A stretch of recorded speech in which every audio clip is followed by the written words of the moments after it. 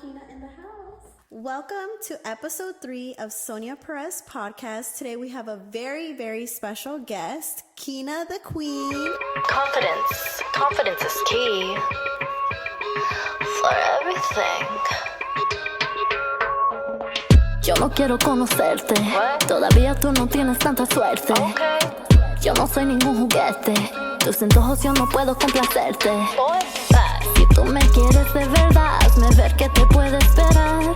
Mi amor no es tan fácil para olvidar. Si yo traigo el azúcar, me llaman Celia. Kina the Queen is in the house today, which she is a songwriter and a singer. She actually also has her podcast, Serving Humanity, which you can watch on YouTube. And you can listen to all of her beautiful music, especially her most famous one, Mejor Opción, which you can listen on YouTube, Spotify, and Apple Music. So I'm very excited to have you here today. Thank you for Sonia. being here. Thank you for having me. Yes. I know this has been a long time coming, this whole podcast and planning this episode, and I'm very excited to have you here today.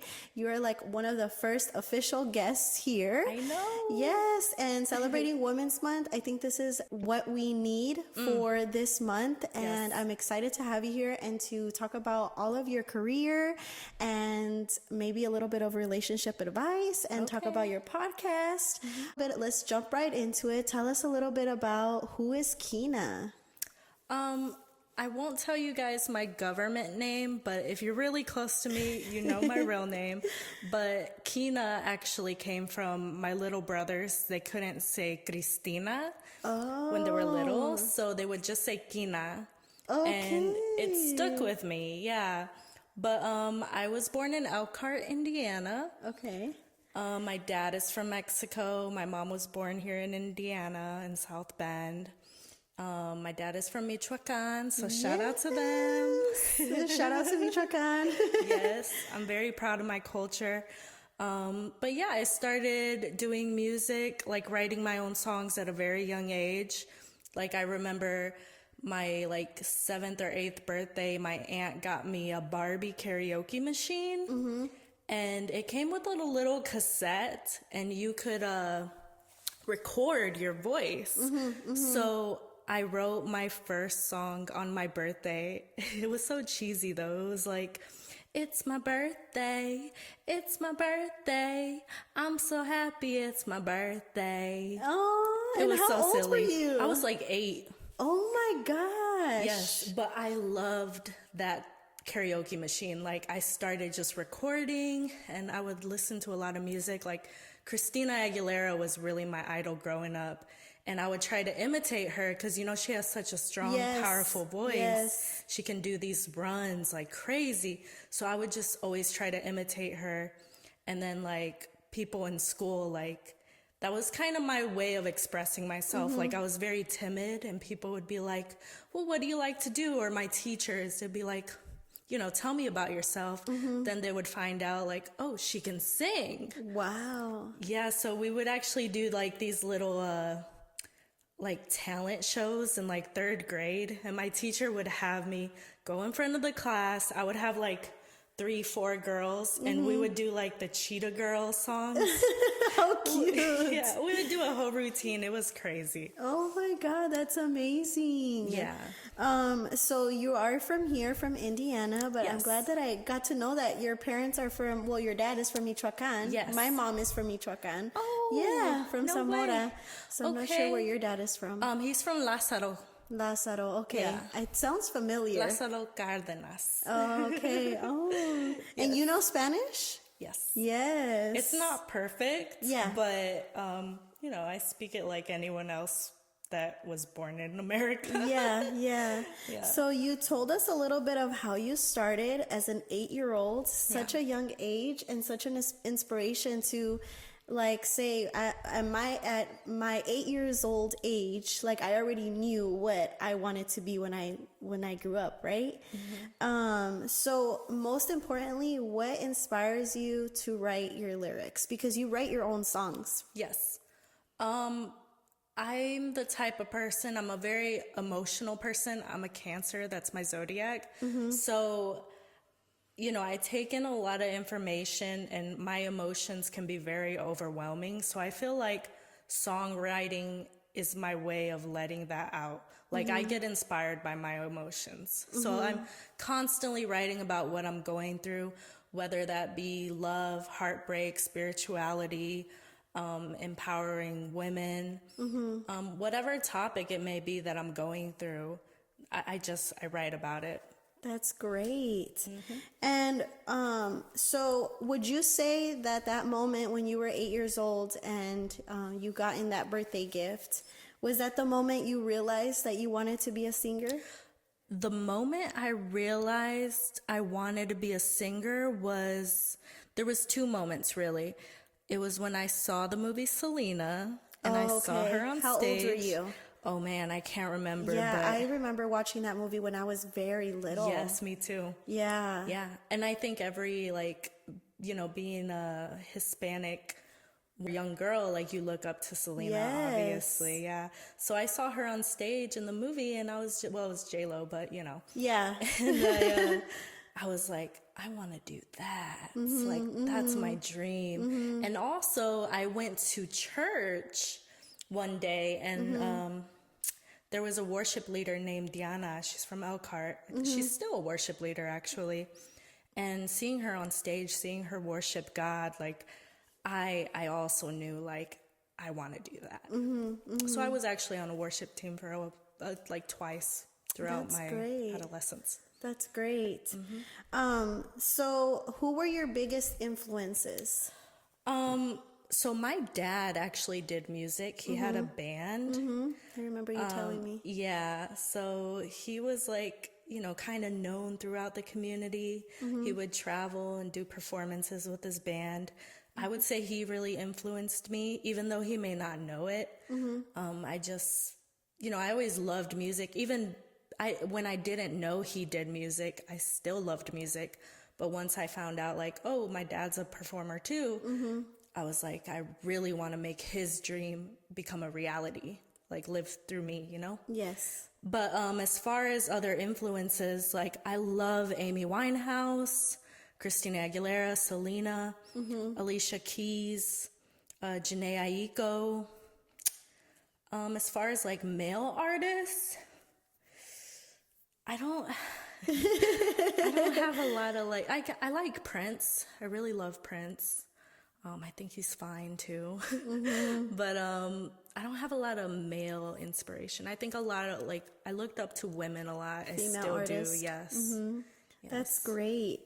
So what advice would you give to somebody who also wants to be a singer and wants to make it like their career? What advice would you give them? So definitely just know that it is constantly investing in yourself. And this is with like anything you want to do, really. I agree. Yeah. Yes. It takes money to make money. Yes. So, and when I first started out, I was very overwhelmed. I was like, how do people make their music sound good? And then you learn about mixing, hiring a sound engineer, and you're like, wow, well, I need money for that. I don't have money. Like, I'm a teenager, but I want to make bomb music. Yeah. So, getting a job, doing side hustles, whatever you can. Like for me, I started an Etsy shop, and that really helped out a lot. But just know you're constantly going to be putting money into your craft no matter what. And even where I am right now, I'm still putting money into my craft, whether it be music videos, photo shoots, And you can relate to this, obviously. Yes. You know how it is, even this podcast. Yes. Yes. And you just recently had a music video not too long Yes. ago, probably, a month ago? Yes, Memories. Definitely check it Yes. out on YouTube. It's a beautiful video. Thank you. So going on to the next question, what's the story behind a specific track that holds meaning to you? So I guess I will talk about Memories since we just mentioned it. I feel like I've only ever truly fallen in love one time throughout my life. Really? Yes, like truly been in love, like felt like, okay, I feel like I've known you in a past life or something, you know? Wow. Yeah, so I wrote that song even though, you know, it had been like 2 years after we broke up, but I was still holding on to those memories of him. Oh, wow. So This is deep. yeah, I still got love for that man. Always will. I always say this, but I feel like he gave me enough love for a lifetime. So Wow. yeah, I definitely wrote that song about him. And then, you know, we made the visual and brought that to life. So I was very happy about that because it's like capturing a certain time in my life.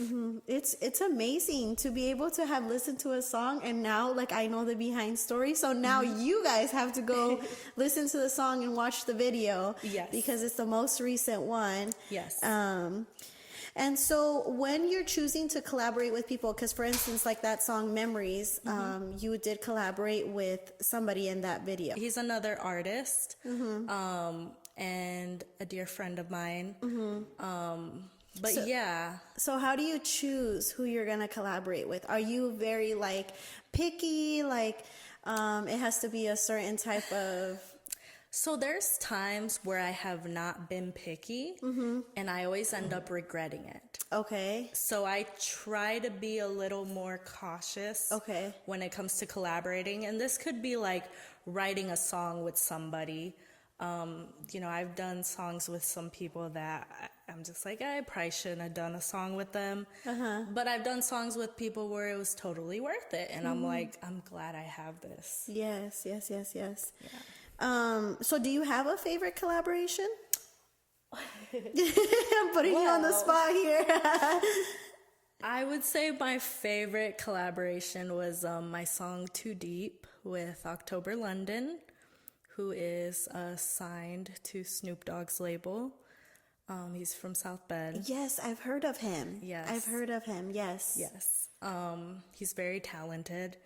Very popular. Yes. He just won his first Grammy. Wow. So I feel very privileged to, you know, have been able to be in the studio with him, watch him work and produce, and just the fact that he was humble enough to make a song with me, like, ooh, that just gave me chills. Yes. yeah.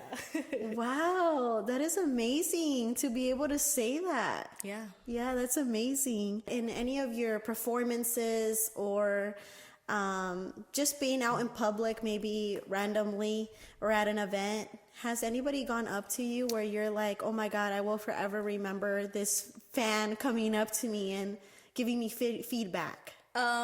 So one time that stands out is going to Roombas. Okay. And it was, I think, Halloween, like, you know how they have like a costume The costume contest, yeah. I dressed up as Selena, and I was outside. I can't remember if I think I was leaving, and this girl came up to me, and she's like, Kina! That's Kina! And then, like, she was with a few girls, and they asked if they could take a picture with me. And I thought that was really cool, because I'm like, you know, I'm just a local artist, so for now, but that time really stood out to me, and I was really appreciative of it. Yeah, that's amazing. So when you're not working on music, what is Kina the Queen doing? I like to read. I like to watch comedy. Work on my Etsy shop, Hemplified by Kina. Shout out to Yes. that. I like to fish. Yes, I have seen you on Facebook fishing, sometimes by yourself. And I'm like, what is this girl doing catching fishes? She is not catfishing. She is catching fishes. That is so cute. So how do you balance your personal life with your singing and making all these YouTube videos and making sure your music is, you know, constantly, because you have to be consistent, right? Yes. And how do you balance your life and your music career? I think I don't. You just go at it. You're like going with the flow. What comes. Because I'm that type of way too. Yeah. I feel like sometimes it all gets meshed together. Like my personal life is so ingrained in my music and in everything I do. And I'm a very transparent person. Like, obviously, everyone sees my Facebook posts. Like, sometimes I say more than what needs to be said. You say it how it is. Yes, I do. When you're thinking it how too. I feel, yes. I just feel like, life is way too short to not tell people how you truly feel and be very opinionated, because us as women, sometimes we are, especially by men, we're made to feel like our opinion doesn't matter, or we need to lower ourselves or act a certain way around them. And I don't like that. I'm going to be my full self, no matter what, at all times. Yes. Ooh, I agree with that. So what has been one of the most difficult challenges you have had doing music? I think finding my authentic voice, because since growing up, I was so influenced by these different artists and I was trying to imitate them. I would sound like them and not myself. And I remember one specific time, an A&R listened to my music, and they work for the labels, and he told me, like, you sound like Janae Aiko, and we don't need another Janae, just be you. And that time, that was such a pivotal moment in my career, because I realized, I need to find my own unique voice. And that's very hard as a creative, just finding a way to stand out and not be like everyone else and do things differently. So, yeah. That's amazing. For you to be able to embrace that, that's amazing.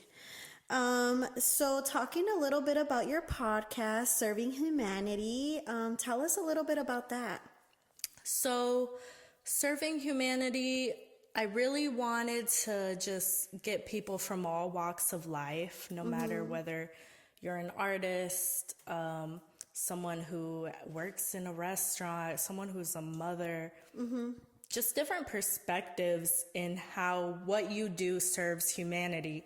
Because I believe no matter what, we all serve humanity in a way. We're all here for a purpose. God put us here for a reason. And I feel like the reason is really to give back and serve others and serve the greater picture, which is humanity as a whole, just the planet, everything. So I just, I was trying to I got a lot of musicians on there, some videographers.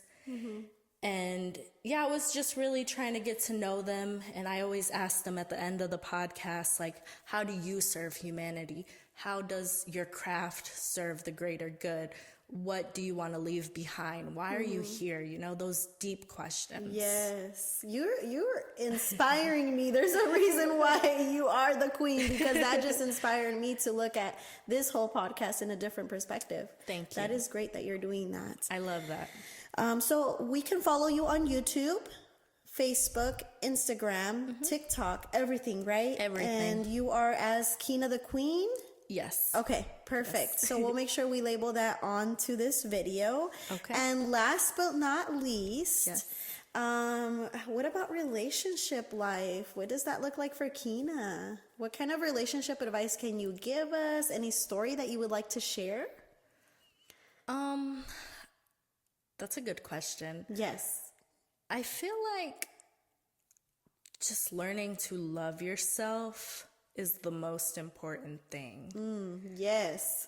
Because you cannot love another person until you learn to love yourself. Ooh, yes, Kina. Yes. Yes.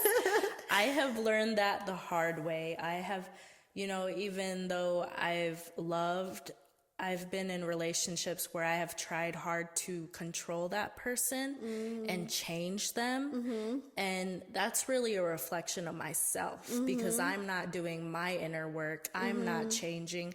I don't feel good enough. So now I'm trying to change someone else. And you can't change another person. Like, people do what they want to do. Yeah. And I learned that the very hard way.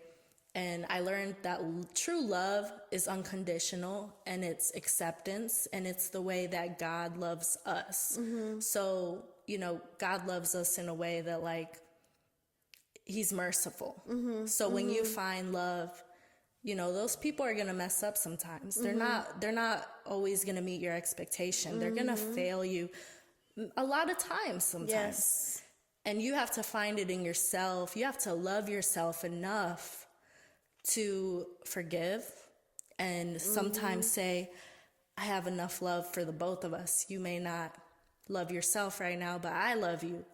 So I do think the most important thing, though, is just finding yourself, doing what you love, loving yourself, embracing all aspects of yourself, no matter how dark and sometimes repulsive it may seem, because a lot of us struggle with, you know, self-hate and learning to get over that and just embrace yourself. I love that answer. That is so great. I felt like just sitting here and you saying that, like eye to eye to me, is like, ooh, that hit me hard. But that is definitely great advice, and you are absolutely right. We need to find self-love and be able to learn that control over others. And no one is perfect. No. Lots of people make mistakes, and we do have to learn to forgive, because sometimes we walk away from people that think they were right, and you just never hear sorry or anything like that. And but I do want to give you another huge thank you for being here today, and I do want to express my gratefulness to you, because without you I wouldn't have learned so much on my podcast. And I want to make sure everybody knows that, because I did have lots of challenges since the beginning, and you were the only one out of all these people that I've asked to help me behind the scenes, and you were the only one willing to like actually travel here and come and help me. And I remember that first day that we posted that first episode, we were in my desk area for how long? Like 7 hours? 6 hours?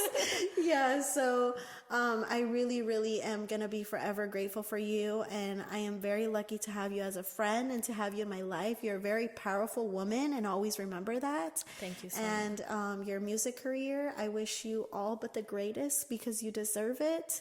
And I really enjoyed interviewing you. All of these things that I didn't even know, like behind the scenes of all of the music and lyrics. It's amazing to hear your story. Thank you so much, Sonia. And I'm so proud of you too, by the way. And just thank you. Yeah. Like your willingness to learn and improve every day. And just be a hustler at everything you do. You're a boss. So I look up to you. Like I really do. Thank you. All right. Well, make sure that you tune into all of her music. Make sure you go follow her on all of her social medias, which we will put in this video, so you don't miss out. Thank you for watching, guys. Bye, guys. Have a good Bye. day. Peace. SL Design, you already know how you come get you a movie made.